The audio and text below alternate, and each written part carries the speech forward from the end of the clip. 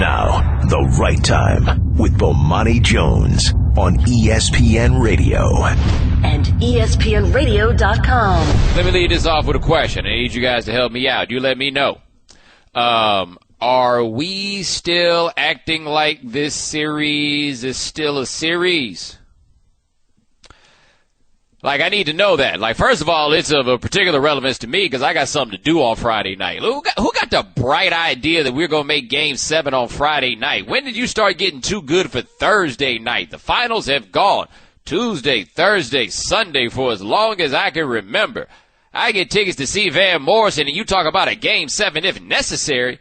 I'm going to see Van Morrison because, you know what? You can't be so sure that this won't be the last tour.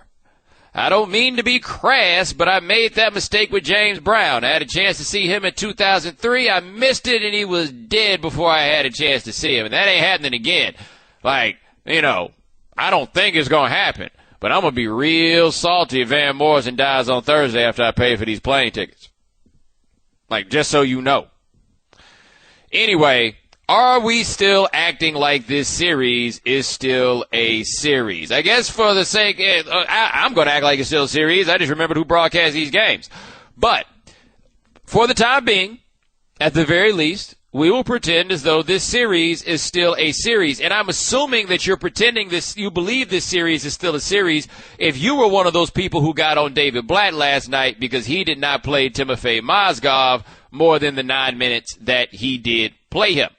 Now, let me look this up right fast. I want to make sure that I fully understand what transpired, okay? The Cavs lost by 13 points to the Warriors last night, and to be honest, it was a closer than 13-point game. The Cavs just aren't going to be able to win any fourth quarters. They don't have the legs. Like, it's unfortunate for them. But the game before that, which is the game where your man Mozgov was killing, the Cavs caught that, beat them down. They lost at the crib by 21 points. They lost at the crib by 21 points. And what does everybody ask David Blatt after the game? Why don't you do the same thing that you did when y'all lost by 21 points? And it got a little bit testy after the game. Are you going to stay playing not big basketball? Or after the circumstances and the result of the game, are you trying to do something different? Because it didn't pay much result tonight. And how did it do the game before? He was the best scorer, but you didn't use him tonight. What was the score of the game? You guys lost the game again. Yeah, by more. But can you explain why you didn't use him? I told you. He just told 28 points last game and no points tonight? I thought I was pretty clear that I felt that was our best chance to win the game. And right. we were definitely in the game with a chance to win. So that's the way that we played it. So I thought it was pretty clear about that. Okay, so do you feel you're going to repeat the same game plan again? Not necessarily. All right. Not necessarily. That was the question. Thanks. First of all, can we deal with the fact that not even the reporters are showing David Blatt the respect ordinarily afforded to an NBA head coach? Like, I don't know who that dude was, but that dude was not letting David Blatt off the hook, not even for a second. Like, I can't imagine what it's like to be David Blatt. Like, you was the man over there in Europe. You was killing it in Israel, in Russia, all these other places I've never been before. You the man over there. You come to the United States, and you got some dude in the press room grilling you. Ooh, that's got to be humbling. Anyway, Blatt's right, at least as far as I can tell. Now, if you pull out the numbers, Matt Moore of CBSSports.com pulled them out, and the plus-minus is they are in the last two games, they were -9 with Mozgov and some large, like something in the 40s without Mozgov. But do people really think that the Cavs are going to win this series? Like, do you really think that if they had Mozgov in the game, that they were going to win that series? I mean, that they were going to win the game? Like, is that what people, like, actually, legitimately, and truly believe? Like, if you want to make the argument that Mozgov is a body and that they've only been playing 7 bodies and that him being out there would have at least given you another body, okay, maybe that's something to talk about. But they were competitive into the fourth quarter of that game, much to my surprise, I would like to note. They were in it. They were there. And after the game, David Blatt's having to answer to just, man, everybody putting the screws to him. And he was right. He was like, yo, we lost by a whole lot more in game 3 than we did in game 4. Like, Mozgov scored 28 points. That was fantastic. It didn't really work out so well. Now, you can make the argument, and I get this one, that you got Mozgov out there, you've got someone that Golden State cannot guard. Like, absolutely 100% cannot guard. Maybe there's something to that. But playing big against the small got their butts kicked. I've never seen a situation where a man was criticized for deviating from the strategy that got him beat by 21 points. Like, do you realize how we would be ravaging David Blatt right now if he had gone with that same strategy? Really? Do you realize how badly we would have been killing that man? Killing him. And he's in an impossible situation. And what's the impossible situation? Whenever they do anything right, we say the head coach is LeBron James. Whenever we see some sort of coaching error, we say the error is David Blatt. Now, part of that is David Blatt's fault. Like, we saw David Blatt try to call that timeout he didn't have. We know about David Blatt trying to call an out-of-bounds play where LeBron James was the inbounder as opposed to the man that you passed the ball. Like, he's given us reasons to be skeptical of him. Totally. Like, I ain't backing off any of the stuff I've said about him previously. But I do recognize we can't really have it both ways in this particular moment. It can't be. Like, either LeBron's the boss or LeBron's not the boss. And we start getting the leak that comes out about some players on the Cavs want there to be different, a different rotation and everything else. Look, man, we can't just cherry pick the good things and say, hey, way to go, LeBron James, and then find all the bad things and say, David Blatt, what's wrong with you? And who knows? Maybe every single bad thing that's happened to this team is about David Blatt, and maybe every single good thing that happens to this team is about LeBron James. And look, I do believe that LeBron James is like the actual coach of this team. I do believe that. I think David Blatt got out there, gave it a run, saw what was going on. LeBron took his little 2-week holiday, and he came back and was like, I'm the coach. Yeah. No. I'm the coach now. And he kind of sort of basically became the coach. I do think that is what's happened. I do. But once you get to the point where a man is getting criticized for not duplicating the strategy that got them smoked the last time you saw them play, I feel like we're being a little bit unfair to the man. Just a little bit. Bomani. He's an NBA insider for ESPN.com. His name is Tom Haverstraw. Tom, what's going on? What's going on, Bo? Doing all right, man. I keep having you on the show this much, you might have to start charging me, man. Yeah. This is a fun finals. I'm glad to be on. Hey, man. Now, you wrote a really great story I encourage people to check out on ESPN.com about LeBron James' workload, but not just simply looking at the numbers. You talked to some interesting people about the work that he's put in the finals. So tell people a little bit about what your story had. So the guys who actually know what LeBron James is going through, what he's putting his body through to do 3 finals games in 5 days, flying across the country in between, playing 40-plus minutes, playing defense on both ends of like playing defense, going and owning the offensive side of the ball.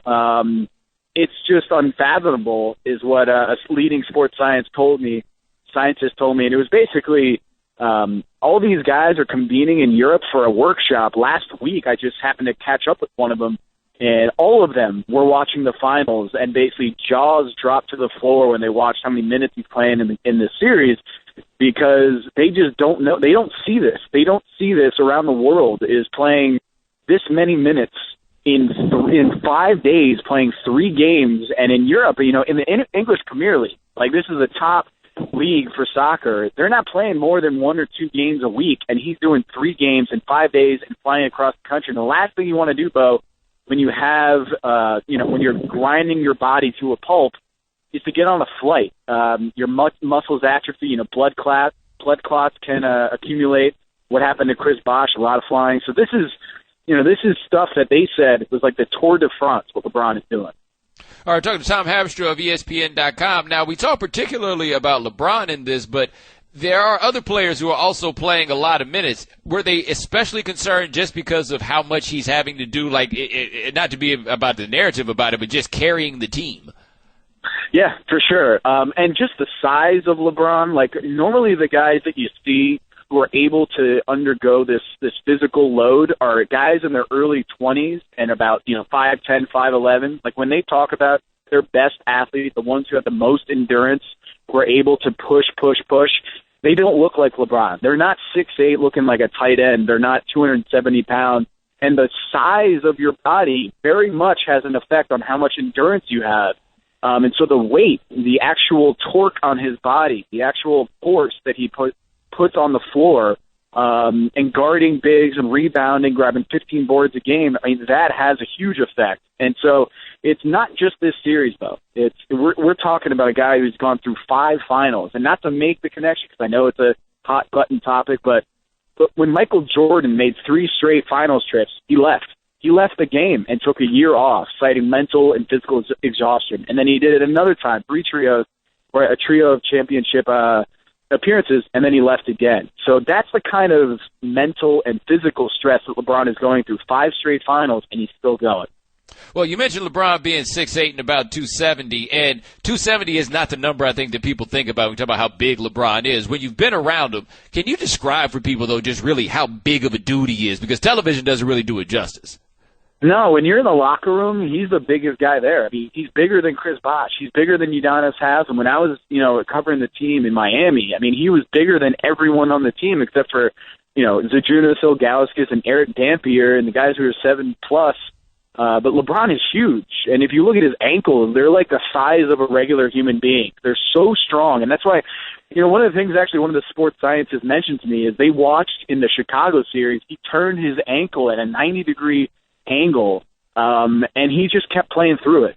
And they just don't see that. Like in soccer and rugby, these guys are rugby coaches. They just don't see that, where guys turn their ankle at that degree and they just throw some dirt on it and go back out there. Like, that doesn't happen except for LeBron. All right, we're talking to Tom Haberstroh of ESPN.com. The fourth quarters of these games, especially yesterday, LeBron scored 16 points in the fourth quarter, but the shooting percentage, he was 3 for 10 from the field. He was missing a lot of shots up close. How much are we asking of this guy to ask him to put this through all the way to the fourth quarter in all of these games?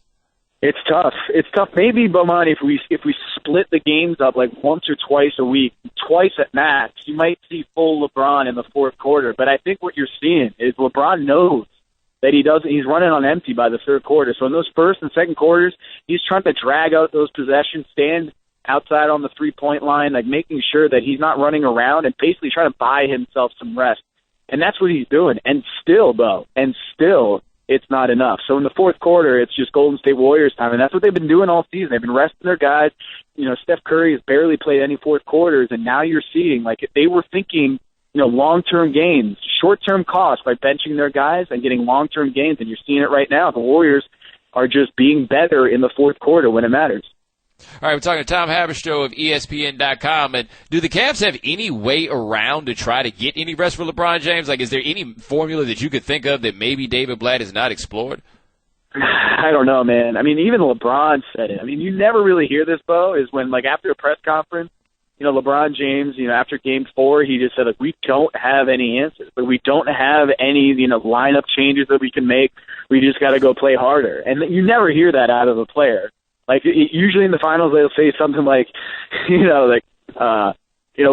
got some guys coming up our bench. We have some new looks. We got a versatile team. We can throw a bunch of different looks at the other team. No. LeBron was, like, very frank about it. He just said, we don't have any answers. So I don't put this all on Blatt. I don't put this all on LeBron. I just think this is all they have right now, and I think it would help them to give them some rest. But they have they've scored 54 points every 100 possessions without LeBron James on the floor. The average team is at 100. They're at 54 when he's not on the floor in the finals. So that's kind of what we're talking about here. With this is a LeBron and then everyone else. Do you think they should have played Mozgov more in Game 5, rather? Absolutely. I thought they should have given more looks. I mean, think about it. How many times have we seen that in the finals where a guy has 30 and 12 in a finals game, the best game of his career, and he basically is glued to the bench. After the game, all the Russian journalists were all over Coach Blatt trying to figure out why Mozgov wasn't on the floor. And I understand.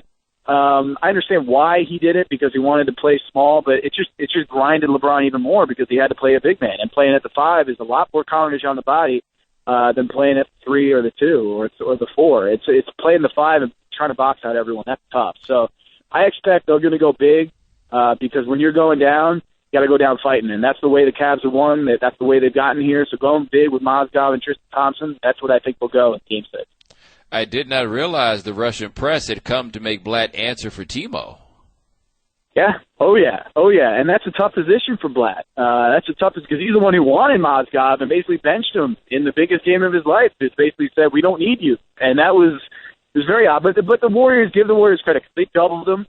And he'd never been doubled in his career, and he was turning the ball over left and right. So, but that was very interesting because Blatt press conferences are the most entertaining press conferences I've been to in a while. I mean, he is really, really fascinating to watch, especially the way he barks back at reporters who think he's not. They call him a rookie coach, and he just barks right back out. So we'll see what happens in Game 6. That's a great point. Mozgov saw the first double team he sees as he left the old country. I had not thought about that. He's like, why are there 2 people here? Like, I got the ball. This doesn't happen. This isn't supposed to happen to me. Tom Dude, he's 7'3". He's a big dude, and LeBron loves it, but apparently Blatt doesn't. Blatt wants something else. Tom Haberstroh, ESPN.com. Please check out his story on LeBron James and the workload that he's put in. You can find it at ESPN.com. It's a fascinating piece of work. Check it out. Tom, thank you so much. Thanks, bro. I'll see you back in the 305, man. Yes, sir. I'll talk to you soon. It's not just the teams that are in the finals that matter. Hey, man, we have a trade. Adrian Wojnarowski of Yahoo Sports reports that the Clippers have traded Matt Barnes and Spencer Hawes to the Hornets for, now, maybe you're thinking to yourself, did they get Al Jefferson? Of course you can't get Al Jefferson for that kind of package. For Matt Barnes and Spencer Hawes, but who would the Hornets have that you would want back on your team that you could get for Matt Barnes and Spencer Hawes? Like, that's not going to get you Michael Kidd-Gilchrist. That's not going to get you Kemba Walker. That's right. That'll get you Lance Stephenson. Lance Stephenson is on his way to play for the Los Angeles Clippers. Now, I don't fully understand what's going on with this trade. Now, to be fair to Doc Rivers, where, Doc the GM, I don't feel like he puts Doc the coach in fantastic positions. But let's consider this. In that trade they made, they got the best player out of the deal. Like, regardless of what you think of Lance Stephenson, he's a better player than Matt Barnes. He's a better player than Spencer Hawes. So they got the better player out of the deal. It's a team option for 2016, 2017 on Lance Stephenson's contract. So if it doesn't work out this year, they can get rid of him. Like, they're not stuck with him forever. This isn't a long, enduring contract, okay? All those things, they're right there. Get a good player. Get a young player. Get a relatively inexpensive player. The problem, of course, is the player that we're talking about is Lance Stephenson. That I think we all agree. That's where you wind up with the issues. Now, let's just say that you believe the word that's been out for a while, that Blake Griffin doesn't really like Chris Paul that much. That DeAndre Jordan, who may come back, may not come back. I really don't have any insight about that. Haven't bothered to read. I've been a little bit busy to be worried about DeAndre Jordan. Anyway, it is entirely possible that DeAndre Jordan will be back. He doesn't seem to enjoy playing with Chris Paul so much either. And Chris Paul, he's a serious sort of dude, man. I'm not saying that's good. I'm not saying that's bad. I'm just saying he's a serious sort of dude. He keeps his eyes on the prize. He's that sort of guy. We all, we've seen from him what he is. We know how Chris Paul gets down. How in the world is Lance Stephenson going to exist in that space? Doc likes to, Doc likes to get all big and metaphysical with it, right? Like, so when the Celtics won that championship, Ubuntu was their theme. It's the whole idea of a group working towards some collective greater good, right? Like, that's the kind of thing that Doc's about. I want to hear Doc try to go sell that Ubuntu to Lance Stephenson. I just want to see how it goes. Like, just the conversation where you're like, all right, Lance, I got this thing over here, right? It's called Ubuntu. Ubuntu, man. I see. Are you going to listen to me? All right. And then you go through it. Like, I hope this works out for him. I really do. I really, really do. Because I like seeing talented basketball players maximize their talents. And look, Lance Stephenson, I think we lose sight very often of how talented Lance Stephenson is. Honestly, because we didn't think of him very much as a college basketball player, and he got drafted all the way at the end of the second round in the NBA draft. And he got drafted all the way at the end of the second round of the NBA draft for the same reason he wound up going to Cincinnati. He's just not really a trustworthy sort. Right? Like, some of that not being the most trustworthy guy is like, ha-ha, funny. Some of it, a little bit scary. Overall, though, not exactly the kind of guy that you can depend on. Apparently, Doc Rivers thinks he just got the gift. Like, Doc's like, I'm going to bring him in here, I'm going to give him some structure, and everything's going to be okay. All righty. Like, I hear what you're saying, but I know that the Pacers went to the conference finals with him, and they were kind of content to let him go. And then the Hornets got him, and it didn't take very long before they were like, hey, man, what y'all going to give us for this dude, man? Who you say? All right, who else? I mean, he's tall. All right, yeah, we'll do that. Come on. Matt Barnes, what, 35 years old? They're like, yeah, we'll take him too. Whatever. Yeah, whatever we got to do, man. But we're just cutting bait. And when a guy that talented, the bait gets cut, maybe Doc's the miracle worker. I truly have no idea. I have no idea. But I'm going to have a great time watching.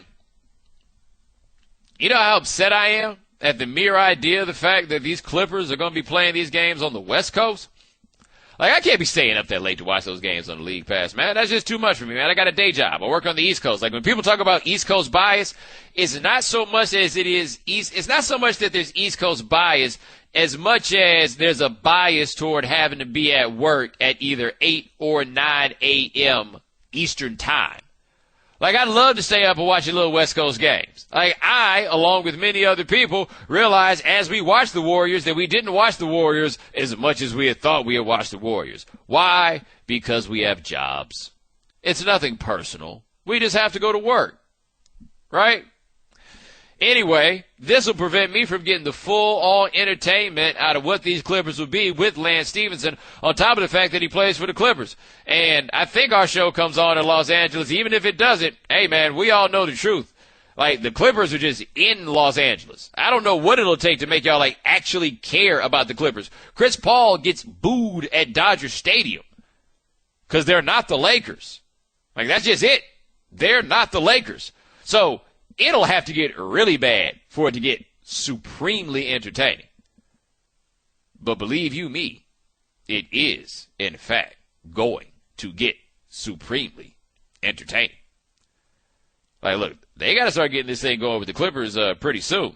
And the reason I feel comfortable saying they got to get this thing going pretty quickly with the Clippers, never forget, the guy who currently owns the team, all these guys that are working right now aren't his.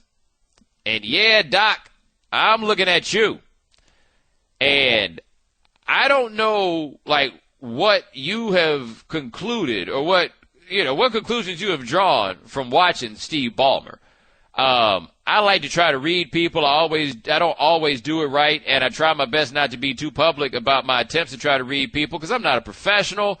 You know, I don't have no cards. I don't have a crystal ball or any degrees or anything like that, right? Like, I don't really have that.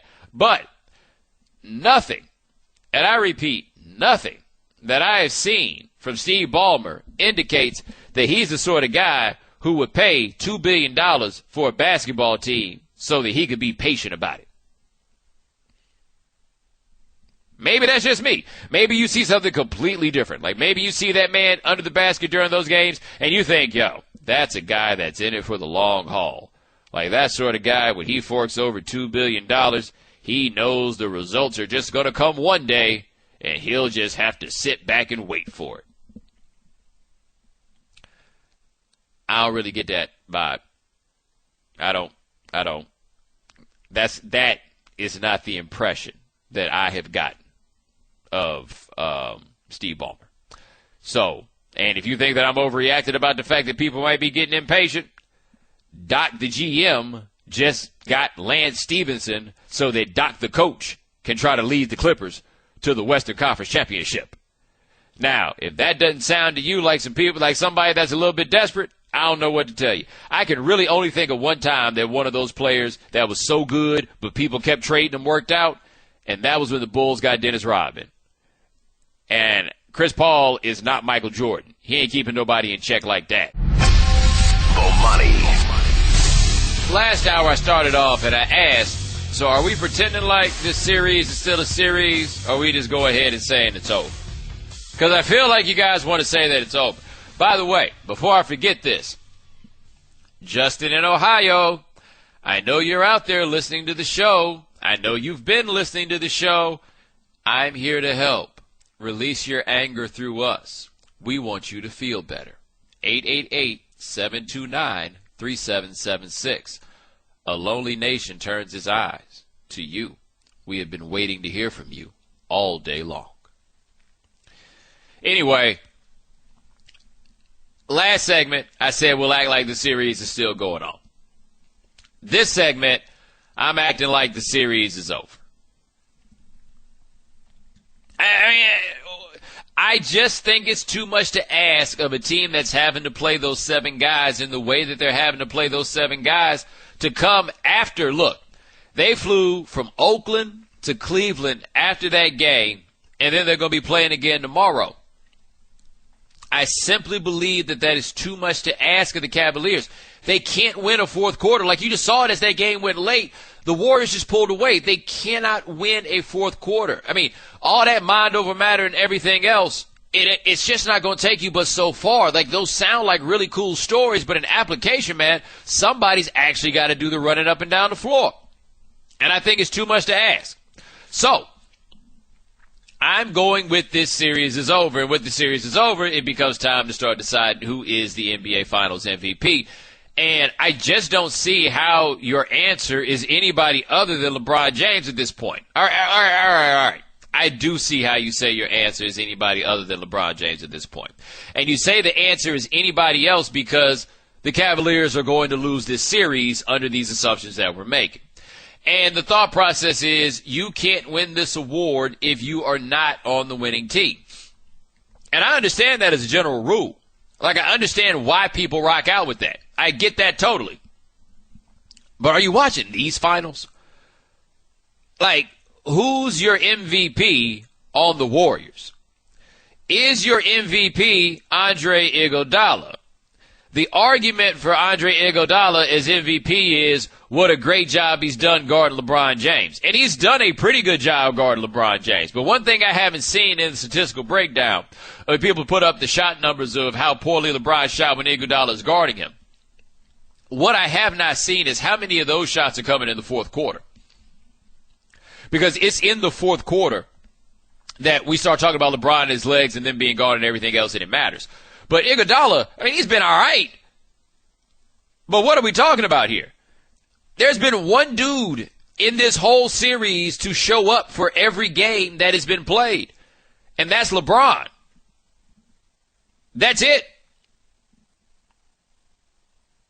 Like, show me anybody else. It can't be Steph Curry. I don't care if Steph Curry scores 150 points in Game 6. If you go through a stretch where your offensive performance forced the rest of us to deal with the whole Delhi thing, you cannot be the MVP. You also can't be the MVP when you throw as many just ridiculous, lackadaisical passes as we've seen Steph Curry throw. And I am totally not here for the MVP being a guy that goes to the lane as weak as Steph Curry does. Like, if the Warriors are the future of basketball, I'm not here for it. I did not enjoy this at all. Man, I've never been more upset that Kevin Love was hurt than watching those guys go up soft to the lane. That will be the softest finishing NBA champion ever if the Warriors win this. I think we all have to agree on that. They go up so weak all the time. But go up and down the Warriors roster. You just let me know who has put up a performance befitting of a Finals MVP. And it's just not there. The only person who has is LeBron James. The only one. And look, the fact that they won 2 games in this series is ridiculous. After Kyrie got hurt, I said they were done. I have my man Chris Haynes on from the Northeast Ohio Media Group. He covers the Cavaliers. He's like, no, man, they're done. You couldn't find anybody that had a legitimately objective opinion who believed that the Cavaliers had a chance without Kyrie in the game. The only chance they've had at any point has been LeBron. The chance they had to win in Game 1 was because they had LeBron. The chance they had to win in Game 5 is because they had LeBron. That's it. Now, the only other person, well, not the other, because he's only one so far. The only person to win a Finals MVP on a losing team is Jerry West. And I think an irony that comes up when I talk about my belief that LeBron should win this MVP. Man, I can't think of anything that would be worse for LeBron than getting the Finals MVP and losing. Do you realize how badly people would talk about LeBron if he had to go out there and get that trophy and hold it up and then go walk away? Like, do you realize how terrible that would wind up being for him? Like, what an awful look that would be to have to get that. Like, I can't imagine how much he would hate that. And now, all of a sudden, all you LeBron haters feel a whole lot better about the idea of LeBron as MVP than you had before, don't you? Don't you? Sounds a lot better now that you can see the Finals MVP as being a moment of embarrassment for him as opposed to a moment of coronation, huh? Go ahead. It's okay. You don't have to lie. Suddenly you cruising down the road, you're going to go back to your job and be like, you know what? I really don't like LeBron, but the more I think about it, he has been the Finals MVP. You're diabolical yet transparent. I see all the way through you. All right, hold on. My man Edward here says, one could argue LeBron numbers are what the Dubs wanted. They let him get 44. He didn't go get it. Game plan, master plan. Just for a second, right fast, could you go ahead and play what LeBron said the other night? You feel a lot less pressure this finals run just because you are undermanned and you had some injuries as opposed to previous years? Nah, I feel confident because I'm the best player in the world. It's simple. He's the best player in the world. All right. This idea, we just gave LeBron James 44 points. That's not how it worked. I watched it. They were trying to play defense on him. It just wasn't working out that well. And if we're going to be honest here, if your master plan is we're going to make LeBron James beat us, that's not the smartest plan that you've ever had. And guess what? That plan didn't work so well for the Warriors. It didn't work so well in Game 5 either, if we're going to be honest. The plan that worked was they're going to get tired eventually. That worked very well. And now, for Geico's edition of Stuff Found in Your Car, we go inside your side door pocket. Hello, yes, the crumpled receipt with gum in it. From your anniversary dinner, you sprang for expensive wine, your server was Beth. That dinner was a couple $100. Money you could get back if you switched to Geico and saved hundreds of dollars on your car insurance. I bet you'd save that receipt. Frame it even. But really, where did I go wrong? Was it the corkage fee? Geico. 15 minutes could save you 15% or more on car insurance. Visit geico.com today. J.A. Adande, J.A., what's going on? What's going on? I love that little intro with that sample. I think we heard that in EPMD. Janet Jackson used that little guitar riff. I'm feeling it. Indeed. And I start off by asking, are you like me jealous of not being at the White House for President Stevie Wonder performing for 500 people? Man, listen. Prince and Stevie Wonder at the White House, how did I not get on that invite list? Let me tell you this, too. That's a welcome to 2015 right there. That was definitely not going down in 93, Jack. There's a series of circumstances involved in that particular gathering. It would not have been the case not so long ago. We're talking to J.A. Dante of ESPN.com. I broached the topic earlier this hour. I'm saying I'm taking LeBron James as the MVP of these finals if they ended today, regardless of whether or not the Cavaliers win it. What do you think of that? Yes, regardless, because he's been the most valuable player. There's no doubt about that. Which player would you rather have? I mean, if you're the Warriors, you're telling me you wouldn't trade what Steph Curry and Andre Iguodala have done for what LeBron James has done in this series. And it's funny. I was talking to somebody today, and he said, it would set a dangerous precedent. He thought that, because it wouldn't say enough about winning. But it should be about performance, and sometimes we get too caught up in the rings argument, right? And this would kind of be the ultimate rings argument. This has been the best performance that we've seen maybe in any finals, or at least since those of us post-Russell, post-Jerry West and those guys have seen, and I'm including Michael Jordan. I covered 4 of Michael Jordan's finals runs. I've seen some great performances by him in the finals. I've never seen a one-man band like this single-handedly keeping his team in the series, giving them a shot. That's the thing. People are saying, we give it to them if they lose. They could still win this, and there'd be no argument whatsoever.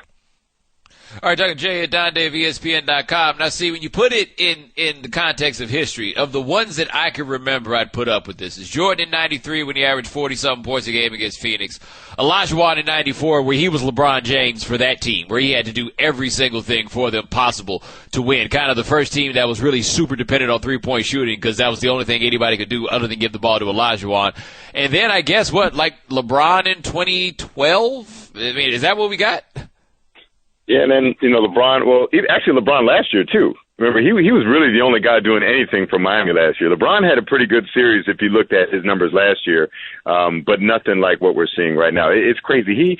He had a hand in 70 of their 91 points last night, and then he's scoring just under 40% of their points for the series, and if that holds up, that'd be the most that we've ever seen in the NBA Finals. Now, what do you think about Mozgov only getting 9 minutes last night? I'm fine with it, and I'm actually with David Blatt.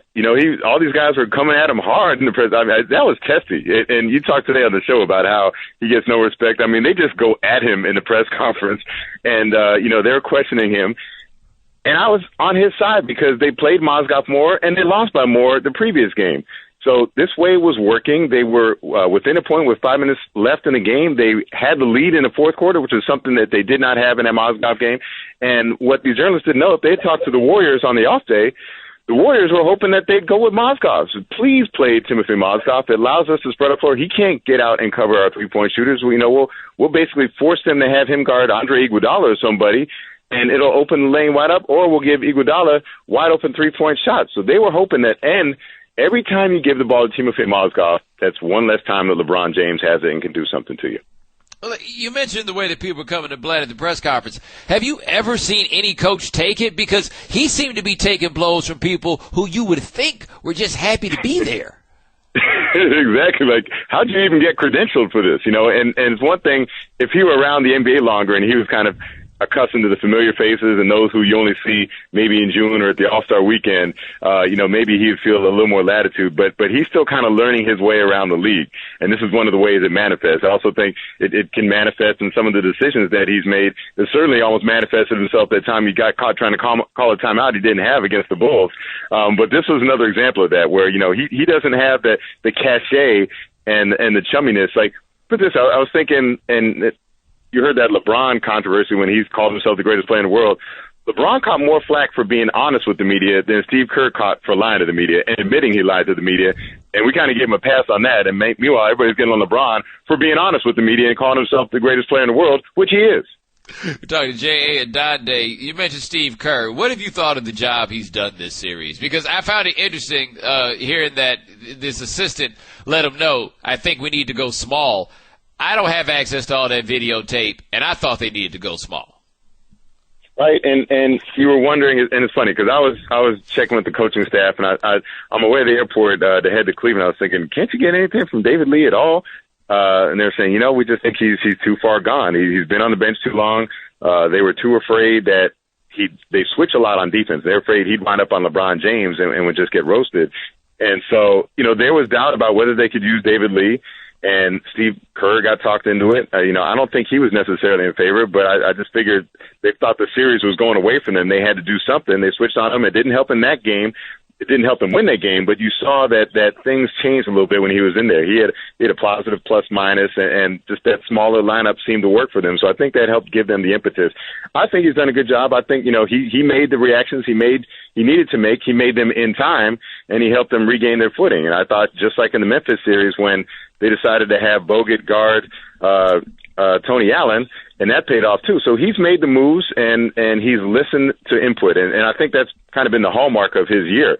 He didn't come in thinking that he knew everything. He's been willing to listen to everybody from Luke Walton, who's a young assistant coach, to Alvin Gentry, who he relies on. Alvin's been in the league, involved in league coaching for over a quarter century, and then, of course, Ron Adams. So I'm giving Steve Kerr a lot of credit, and especially for this being his first time and for not being afraid to make the changes, too.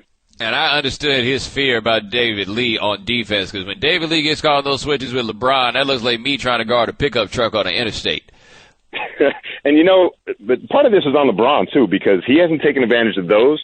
And there were a couple of times in the games in Cleveland when he had Steph Curry on him and he settled for three-pointers. So part of it is LeBron, when they do get the advantageous mismatches for Cleveland, LeBron hasn't taken advantage of them. So as great as he has been, there have been some flaws in him. He has worn down in the second half, and he hasn't hit those finishing shots in the fourth quarters. So, it hasn't been the perfect NBA Finals performance, but we are seeing something special. Let's just stop and appreciate this. Let's stop with all the denigration and all that, and let's just stop and appreciate what he's doing, because you are rarely going to see something like this in the NBA Finals. All right. Do you think that the Cavaliers have a chance in Game 6? Absolutely. They'll be home, and people are talking about, well, they're tired. Well, guess what? The Warriors are tired, too. Everyone around the series is tired. There's been a long haul back and forth across 3 time zones. And guess the little secret in what the Warriors have done in going small, they've also shortened their rotation. So the depth advantage that they've enjoyed through the first 4 games, they really didn't enjoy the last game. So they're going to be a little bit more tired. Steph Curry was dehydrated after the last game. So can they duplicate that type of performance on the road? So I can see the Cavs winning Game 6, and then it's a toss-up Game 7 because, the Warriors will be at home. Home teams win 80% of the Game 7s in the NBA playoffs, but all these guys, it's going to be their first time in an NBA Finals Game 7. And the thing about Game 7 is you just never know who's going to show up and who's not going to show up. So if I'm Cleveland, I take my chances. All right, last question for J.A. Adonde. How excited are you to see just what J.R. Smith shows up tomorrow night? You know what? I'm a little disappointed because I feel like we got the best of J.R. Smith, and it wasn't enough. We had that moment, and I was all excited that J.R. Smith was going to get to the podium in an NBA Finals game and all the possibilities that would entail, and then he cooled off, and I just wonder now if that's going to affect his confidence. You should have seen him when he checked out of Game 4. He had that rough stretch in Game 4, and he was over there hanging his head on the bench and looking depressed, and I just wonder if we saw the best of J.R. Smith already in that first half and that it didn't last long enough and it wasn't enough for Cleveland. Because, man, I want to see him on the podium. I don't want this series to go past without a trip to the podium by J.R. Smith. Let me tell you, J.R. may have been depressed after Game 4, but that did not stop J.R. from putting up 12 shots and 8 threes. I don't know how he's going to feel about those shots and how confident he's going to feel in them, but these shots are going up. Oh yeah, that's going to happen. He's never going to be shy. You know that. I mean, the audacity he had to not only ride in on that scooter craft or whatever he was on, but then to ride out on it after the loss. JR's going to be JR. Look at bummed out. J.A. Adonde, ESPN, ESPN.com. My man, thanks so much for joining us. All right, you got it, Bo. Bomani. So the New England Patriots. Have you seen the rings? They had a ring party the other night. Have you seen the rings? The rings are just absurd and ostentatious and have something like 205 diamonds on them. But I feel like talking about the rings is not talking about the most eventful event involving the Patriots over the course of the weekend. Did you see who got on stage with Wiz Khalifa stunting in his Air Force Ones? That's right, Bob Kraft. Bob Kraft got on stage with Wiz Khalifa. Bob Kraft had Wiz Khalifa performing at his home. I'm just going to say that one more time. Bob Kraft had Wiz Khalifa partying at his home. You know what that means was going on in the backyard at Bob Kraft's house, right? Like, you do understand this. Like, you don't invite Wiz Khalifa to your house for him not to smoke out your backyard. That's not how it works. That's not the purpose of having Wiz Khalifa over. I got to say, man, Bob Kraft is, like, quietly so much cooler than it makes any sense for him to be. Like, aside from the fact that Bob Kraft enjoys stunting in those Air Force Ones, did you see when Bob Kraft was at that party hanging out with Jay-Z and them? He still had on that same Bob Kraft shirt, you know, the blue joint with the white collar? Because he only, apparently Bob Kraft just he's like Matlock. Like, all he's got is the same suit and shirt all the way up and down the line. Like, he is Matlock. But Matlock be out here kicking it with Jay-Z and them, just like showing up at their party, like, yo, I just came to say what's up. I don't fully understand this Bob Kraft thing at all, not even a little bit. But if Bob Kraft and Wiz Khalifa want to hang out one day, I might be down to kick it with them. I just might. 888-729-3776. Let's talk to Bob in Reno. Bob, thanks for calling the right time. Hey, how you doing? Great show. I listen to you every day. Thank you. One of the things I just wanted to bring up is it's so obvious with ESPN. I listen to ESPN talk radio shows from 4 o'clock in the morning, Mike and Mike, all day long. And, you know, the Warriors have won the last 2 games by 30 points. The Warriors are playing the best player on the planet. There's no question about it. But they are 20 on the season. And everybody on the ESPN is talking about, why didn't Mozgov play? Oh, LeBron is so great. Well, you know, LeBron is great, but there's never any love for the Warriors, and I just don't understand it. They're 82-20, man. Well, I think that there's something to what you're saying, and I appreciate the call. I think the Warriors are at a tricky point right now, though, which is the Cavs are so undermanned that, like, the idea of the Warriors winning isn't that interesting. Now, look, some of us did predict that the Warriors would win in 6 games. Some of us did. Some of you didn't. But some of us did, right? So I am all about celebrating the Warriors. But at the same time, I do understand that beating up on this beaten down Cavs team, like, we could be nice about it, but what we ultimately wind up doing is all you do is go back to the great, like, overall season that the Warriors had. And that's not really an interesting topic of discussion until after the playoffs. So after the playoffs end and the Warriors win the championship, then you're going to have people talking about and asking if this is one of the great teams of all time and everything else. It's going to happen then. But as of right now, that's just really not that interesting and not that much fun to talk about. Like, it's not there. They should be beating up on the Cavs. You could make an argument that this series shouldn't have gone as long as it has. So it may seem unfair that the Warriors don't get that credit. At the same time, the Warriors have been somewhat complicit. And in watching them play, they were really good in Game 4, but otherwise they haven't played well. They haven't looked like a great team. Like, they have not looked like the sort of team that you just feel obligated to give all this credit to. 888-729-3776. Let's talk to Tom in Boston. Tom, thanks for calling the right time. Yeah, thank you, Bomani. I agree with you. LeBron should be the MVP, and I want to state I respect LeBron, but I'm a LeBron hater because I'm a basketball watcher since the '80s, and I believe the league is let's say not shallow, but it lacks fundamentals. And LeBron, out physical style, his play, he can go inside, he can go outside. He's the best player in the game. He had nobody. Once Kyrie went down, he had nobody. He put the team on his shoulders. If he ain't the MVP, I don't know who is. I knew the game. I knew the series would go 6 because you had 2 rookie coaches and you had a team, guys from Golden State. No one's been there. I know LeBron would will his team to 2. Golden State should be fortunate that LeBron didn't steal Game 1. Because he might have willed his team to the championship. Right now, they're running out of gas. They might get Game 6, but I don't think so because Golden State knows that they have to get it done now because they can't go to a Game 7 because it's a coin flip then. And LeBron's experience, even if they're out of gas, might just will them to win. So well, Tom, man, I appreciate the call. I, once again, I think would speak on behalf of a significant portion of America when I would say I I got things to do on Friday night.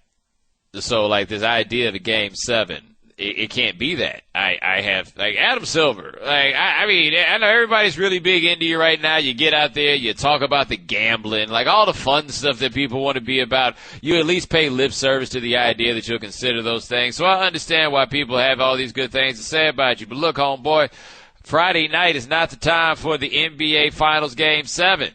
It's just not. You're really getting in the way here. 888-729-3776. Let's talk to Kyra in St. Louis. Kyra, thanks for calling the right time. Hey, Bomani. Thanks for taking my call. All right. I just want to know what you think about this. And, maybe I'm off. I've been trying to pay attention for the last several years, though. My biggest argument with LeBron, and this year is just, first of all, I think they're in a class by themselves, both. But if you want to have the debate at all about LeBron and Michael, my biggest criticism is that it's not even the rings. It's the fact that I don't remember Jordan, and I could be misremembering. I've been around for a while, and, I watched back in those days, but I just don't remember Jordan being within striking distance at the end of games and just disappearing or being shut down. I feel like that happens a lot to LeBron, and yeah, I don't know. Maybe I'm off. That's a recency bias, and I appreciate the call. But, everybody's had those games where that's happened, and he don't come through at the end. What's funny is, if you want to make that as the Michael Jordan comparison, okay, whatever. But y'all don't never say anything to Kobe about that, like, ever. Anyway, congratulations to the Chicago Blackhawks, winners of the Stanley Cup. The Blackhawks have won the Stanley Cup. Freddie Coleman will break it down for you next. But the Blackhawks have won the Stanley Cup. Fantastic. All right. Game 6 is tomorrow, by the way, in the NBA Finals. I've got the Warriors winning that one because some of us had the Warriors in 6. Some of you will be wrong, but some of us had the Warriors in 6. The Right Time with Bomani Jones. Weeknights from 9 to 11 Eastern or on demand at ESPNradio.com.